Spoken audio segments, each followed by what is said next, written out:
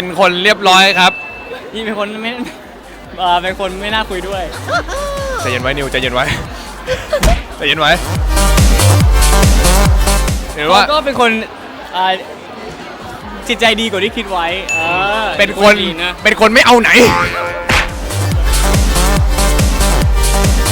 เข้าห้องน้ำแล้วไม่กด ใครบอกตอนไหนไม่มีครับเขาแต่งเรื่องทำไปได้อะครับเฮ้ยที่มันเยอะมากอะไม่ได้นะ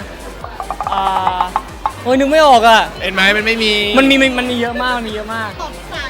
เฮ้ยไม่ได้นะมันมีอะแต่ว่าผมนึกไม่ออกอะโอเค เห็นไหมไม่มีคนดี มันมี ดี มันมีซ่อมเครื่องอิเล็กทรอนิกส์ให้ผม ตอนอาบน้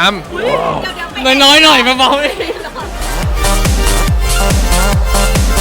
ำไปนวด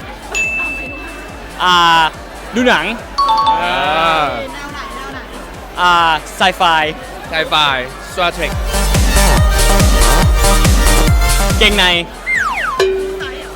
ทำไมอ่ะ เพราะว่าขอบมันชอบเหี่ยว ทำไมถึงเห็นขอบอ่ะ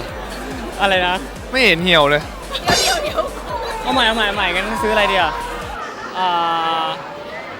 เหมือนเดิมเป็นงานกระเป๋าสะพาย เพราะว่าบางทีเขาใช้ใบเดิมที่มันไม่ได้เข้ากับทุกชุด แต่ว่าใช้อยู่นั่น อ๋อ ผมจะซื้อรองเท้า ก็เหมือนกันมีหลายคู่แต่ไม่เคยเข้ากับชุดเลย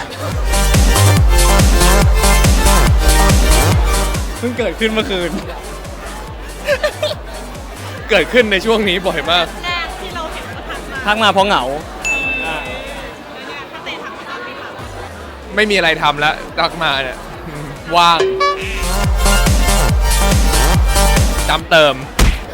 ไปช่วย มองแล้วก็ยิ้ม ละลายแต่ละคนอ่ะ ชอบทำหน้าตาแอบแบล ต้องลองทำด้วย หน้าอกเต